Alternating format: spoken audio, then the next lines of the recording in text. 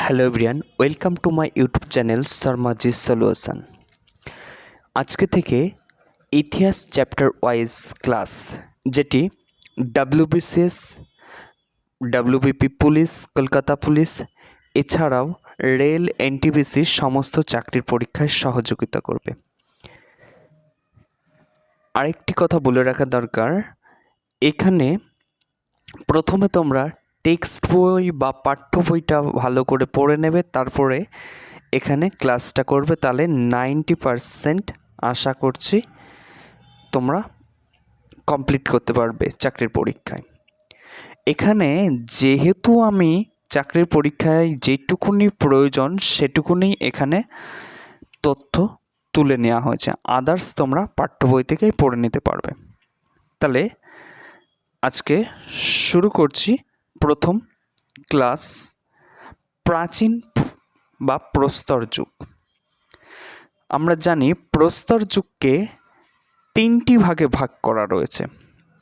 এক হচ্ছে প্রাচীন প্রস্তর যুগ বা প্যালিওলিথিক এজ, যেটা আপ টু 9000 BC বা খ্রিস্টপূর্ব পর্যন্ত। দ্বিতীয় হচ্ছে মধ্যপ্রস্তর যুগ বা মেসোলিথিক এজ, 9000 থেকে 4000 খ্রিস্টপূর্ব পর্যন্ত। আর 3 নম্বর হচ্ছে বা সি নম্বর নব্যপ্রস্তর যুগ বা নিওলিথিক এজ, যেটা 4000 থেকে 1800 BC পর্যন্ত। আমরা পরবর্তীতে পড়ব এই প্রাচীন প্রস্তর যুগকে আবার 3 ভাগে ভাগ করা হয়েছে এবং এই প্রত্যেকটার কিছু কিছু ইম্পর্টেন্ট বৈশিষ্ট্য রয়েছে, সেগুলো সম্পর্কে জানব এবং এর যে 3টি ভাগ রয়েছে সেই 3টি ভাগ সম্পর্কে জানব এবং কিছু গুরুত্বপূর্ণ তথ্য আমরা জানব। ক্লাসটি ভালো লাগলে চ্যানেলটি সাবস্ক্রাইব করবে এবং একটা লাইক দিয়ে যাবে। তাহলে আমরা যাই পরবর্তী পেজে। 2 নম্বর বললাম প্রাচীন প্রস্তর যুগকে 3টি ভাগে ভাগ করা হয়েছিল, মানে সেই এ পার্টটাকে আবার 3টি ভাগে ভাগ করা হলো। সেই 3টি ভাগ কী কী? Lower palaeolithic age, middle palaeolithic age বা আপার প্যালিওলিথিক এজ। আমরা এই 3টের আলাদাভাবে আবার কিছু পড়ব। তাহলে এবার সেই এ পার্ট বা প্রাচীন প্রস্তর যুগের কিছু তথ্য আমরা জেনে যাই। প্যালিওলিথিক বা এই যে প্যালিওলিথিক বা প্রাচীন প্রস্তর শব্দটি প্রথম ব্যবহার করেন জন লুবক।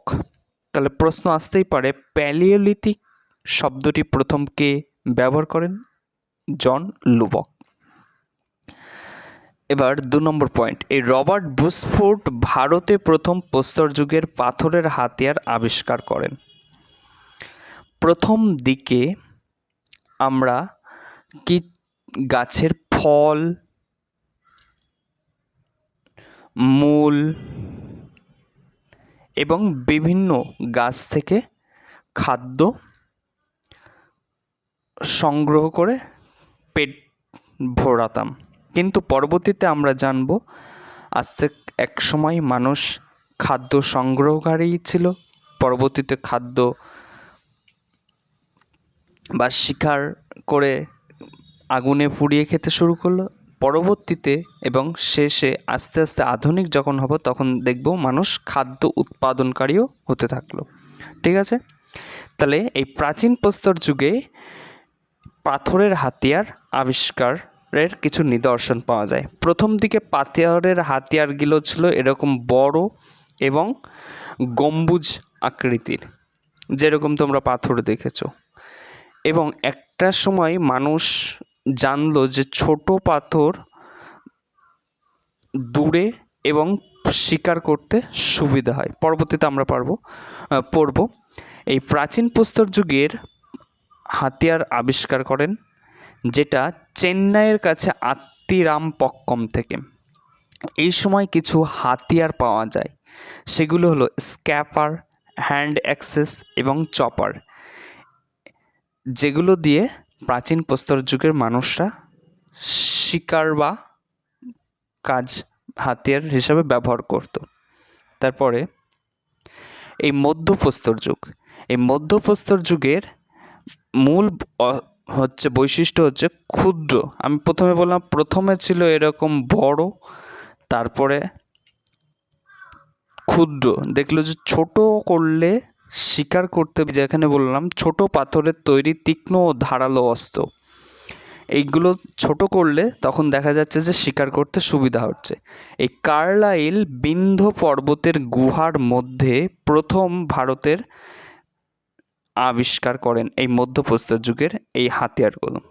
এই সময় কিছু অস্ত্র ছিল, সেই অস্ত্রগুলো বর্ষা বা ফলক, ঠিক আছে, এবং ক্ষুদ্রান্ত, যেগুলো ছোট ছোট আকারের ছিল।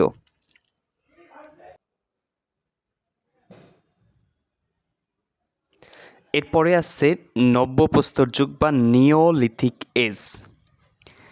এই নব্যপ্রস্তর যুগ বা নিওলিথিক যুগে মানুষ আস্তে আস্তে শিকার ও খাদ্য সংগ্রাহকের পরিবর্তে খাদ্য উৎপাদক হয়ে ওঠে। প্রথম দিকে মানুষ ছিল বনের ফলমূল ইত্যাদি খেত, তারপরে আস্তে আস্তে মধ্যপ্রস্তর যুগে তারা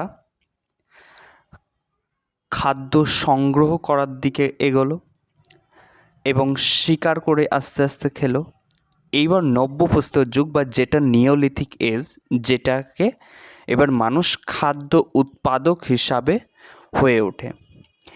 এই স্যার জন লুবক প্রথম এই নব্যপ্রস্তর কথাটি উচ্চারণ করেন, বা নিওলিথিক এজ কথাটি প্রথম উচ্চারণ করেন জন লুবক।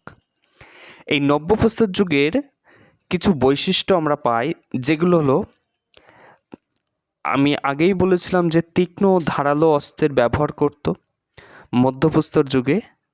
এবার এই অস্ত্রগুলোই নব্যপ্রস্তর যুগে এগুলো আস্তে আস্তে আরও অত্যন্ত ধারালো হলো। প্রথম দিকে যদি এরকম অস্ত্র থাকতো, সেটা পরবর্তীতে একটু এরকম শেপ আকার নিল। দ্বিতীয় ক্ষেত্রে একেবারে এরকম ধারালো মতো অস্ত্র শুরু হলো, মানে মুখের দিকটা একেবারে সুচলো টাইপের। এবং এই নব্যপ্রস্তর যুগে কৃষিকাজের সূত্রপাত ঘটে। তাহলে প্রশ্ন আসতেই পারে, কৃষিকাজের সূত্রপাত প্রথম কোথা যুগে ঘটে? উত্তর হবে নব্যপ্রস্তর যুগে। এবং এই সময় কিছু আবিষ্কার লক্ষ্য করা যায়, সেগুলো হলো চাকা। কৃষিকাজ করতে গেলে যে চাকা বা মাটির পাত্র বানাতে গেলে এই চাকা প্রয়োজন ছিল, এই সময় মানুষ চাকা আবিষ্কার করলো। এবং এই নব্যপ্রস্তর যুগের সবথেকে উল্লেখযোগ্য যেটা হলো আগুনের ব্যবহার। প্রথম দিকে মানুষ আগুনের ব্যবহার কিন্তু জানতো না, পরবর্তী সময়ে এই নব্যপ্রস্তর যুগে আগুনের ব্যবহার শিখলো। তাহলে আমরা দেখতে পারলাম যে পাথরগুলো সুচলো টাইপের হতো এবং সেগুলো অত্যন্ত ধারালো ছিল। কৃষিকাজের সূত্রপাত হলো, চাকা আবিষ্কার হলো, আগুনের ব্যাপক ব্যবহার বা প্রচলন দেখা গেল। এই যুগটায় অনেক বিপ্লব বা রেভলিউশন, যেটাকে বলা হচ্ছে আমূল পরিবর্তন এনেছিল। এই জন্য এই যুগকে গর্ডন চাইল্ড নিওলিথিক রেভলিউশন বা নব্যপ্রস্তর যুগের বিপ্লব বলে অভিহিত করেছেন। তাহলে কে করেছেন? গর্ডন চাইল্ড নিওলিথিক রেভলিউশন বলেছেন। এই সমস্ত কাজকর্মের জন্য নব্যপ্রস্তর যুগের বিপ্লব বলে অভিহিত করেছেন গর্ডন চাইল্ড। তারপরে আসি 4, এই নব্যপ্রস্তর যুগের কিছু আবার নিদর্শন, যেগুলো হচ্ছে ভারতের প্রথম আবিষ্কার করেন লে মুসিয়ের। খনন কার্য চালিয়ে এই লে মুসিয়ের কিছু নিদর্শন আবিষ্কার করেছিলেন। এই যে কৃষিকাজ আমরা বললাম, কৃষিকাজের অস্তিত্ব প্রথম খুঁজে পাওয়া গেছে নাল নামক স্থানে। ভারতে নব্যপ্রস্তর যুগের প্রথম আবিষ্কৃত স্থান, মানে নব্যপ্রস্তর যুগের আবিষ্কৃত স্থান হচ্ছে লিঙ্গারুর। এরপরে হচ্ছে নব্যপ্রস্তর যুগের শেষের দিকে মানুষ তামার ব্যবহারও শিখতে শুরু করে। এই নব্যপ্রস্তর যুগের, তাহলে মূলত নব্যপ্রস্তর যুগটাই বিশেষ করে কী জন্য গর্ডন চাইল্ড নব্যপ্রস্তর বিপ্লব বলে অভিহিত করেছেন তোমরা বুঝতে পারছো। এই নব্যপ্রস্তর যুগের শেষের দিকে মানুষ সেই তামার ব্যবহারও শিখতে শুরু করে। তাই এই নব্যপ্রস্তর যুগের শেষের যুগকেও তাম্রপ্রস্তর যুগ বলা হয়। এরপরে তামার সাথে সাথে পাথরের ও ব্রোঞ্জের ব্যাপক ব্যবহারও তারা শেখে, এবং এই সময় পাথর ও ব্রোঞ্জের ব্যাপক ব্যবহারের ফলে তারা মৃৎপাত্র যেগুলো তৈরি করত, সেই রঙিন তৈরি করত। ধরো মৃৎপাত্রগুলো তৈরি করত, মৃৎপাত্রগুলোর বিভিন্ন জায়গায় বিভিন্ন রকম রঙিন জিনিসপত্র, বা একটাই এরকম রঙিন করতো আর একটাই বিভিন্ন, মানে মৃৎপাত্রে যেরকম হয় সেরকম। ধরো ওপরটা মাঝের এরকম চাকা চাকা এরকম রং করলো, আবার এখানটা গ্যাপ দিল, আবার নিচটায় রং করলো, এই রকমভাবে তারা রঙিন করতো। এই গুজরাটের মানব বৃহত্তম তাম্রপ্রস্তর যুগের সভ্যতার নিদর্শন পাওয়া গেছে। তাহলে এই তাম্রপ্রস্তর যুগ, নব্যপ্রস্তর যুগের শেষের দিকে তামার ব্যবহারের ফলে এই যুগকে তাম্রপ্রস্তর যুগ বা চ্যালকোলিথিক এজ বলা হচ্ছে। এই চ্যালকোলিথিক এজের কিছু নিদর্শন আমরা পাই গুজরাটের মানবে, যেটি বৃহত্তম তাম্রপ্রস্তর, এখানে একটু বানানটা ভুল আছে, তাম্রপ্রস্তর সভ্যতার নিদর্শন পাওয়া গেছে। এছাড়াও সবথেকে বেশি তাম্রপ্রস্তর, এখানেও একটু বানানটা ভুল আছে, যুগের সভ্যতার আবিষ্কৃত হচ্ছে চম্বল নদী উপত্যকায়। তাহলে তাম্রপ্রস্তর যুগের সভ্যতা আবিষ্কৃত হয়েছে চম্বল নদী উপত্যকায় পাওয়া গিয়েছে। তারপরে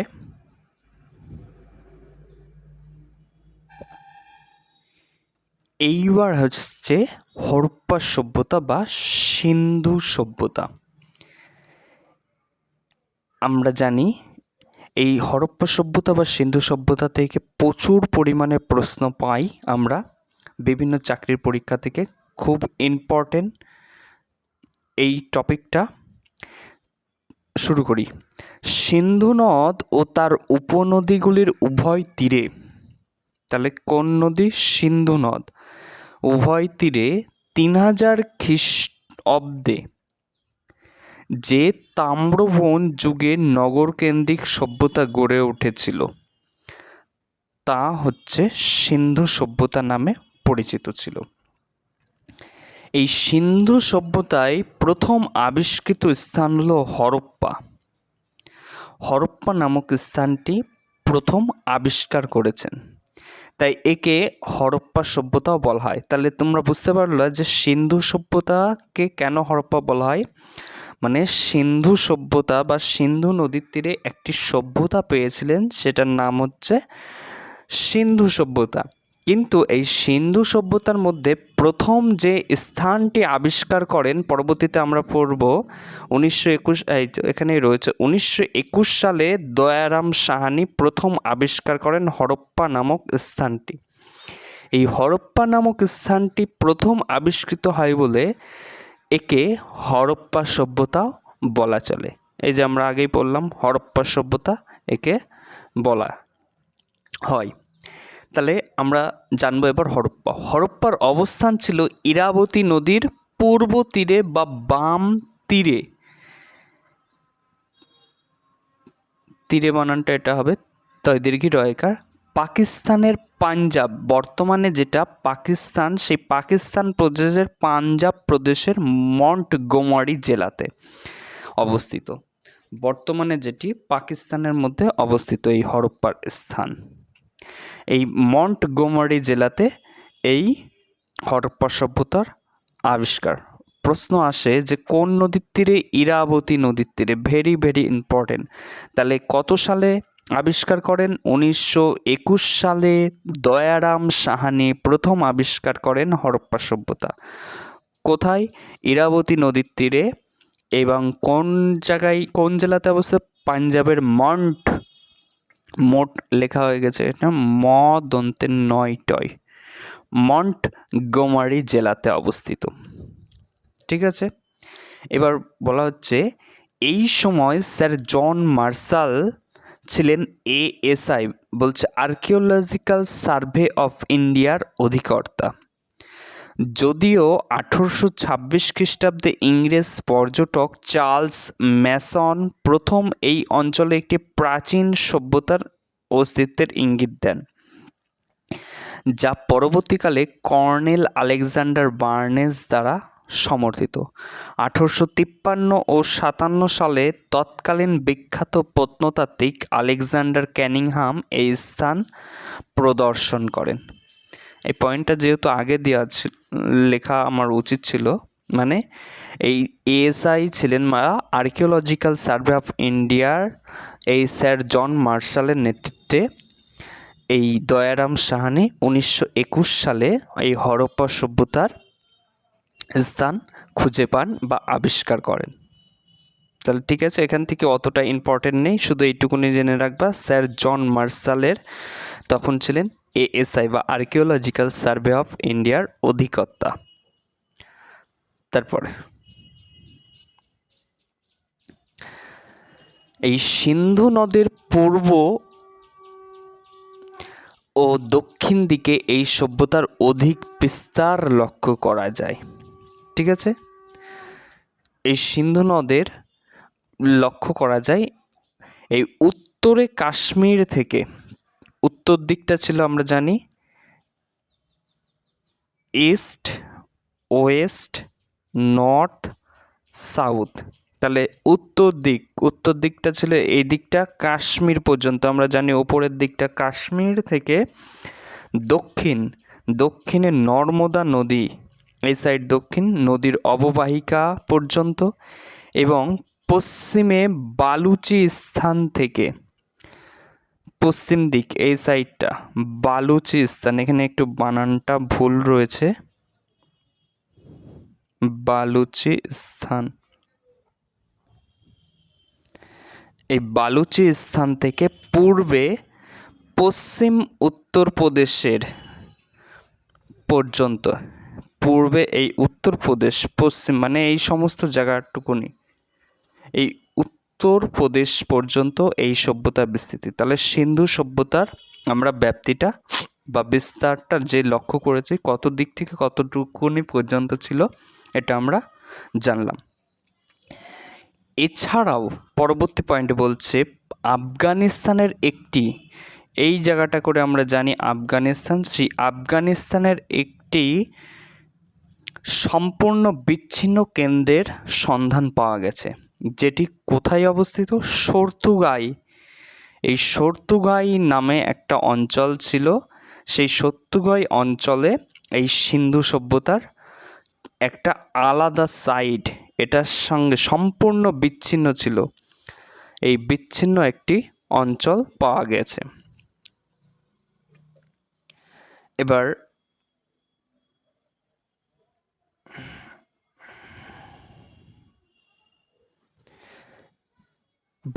এই সময়কাল, এই সভ্যতার সময়কাল 3200 বা 3200 খ্রিস্টপূর্ব থেকে 1300 খ্রিস্টপূর্ব পর্যন্ত এই সভ্যতার বিস্তার লক্ষ্য করা যায়।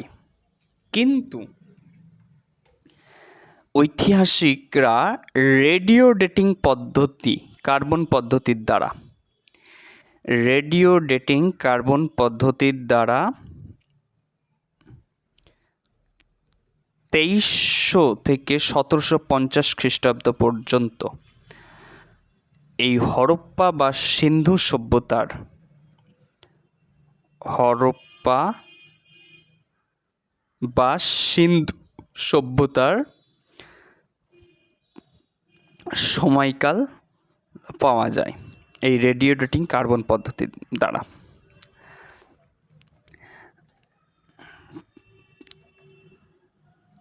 আর নেই।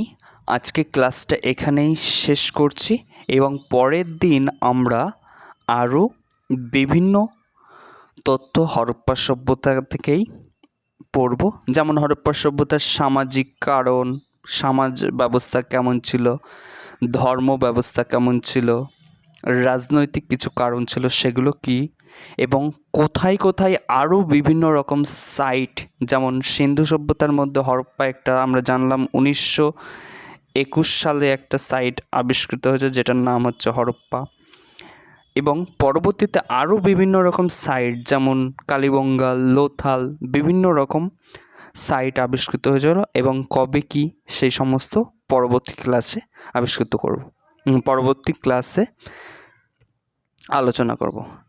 ক্লাসটি কেমন লাগলো? ভালো লাগলে একটি লাইক এবং সাবস্ক্রাইব করে দাও।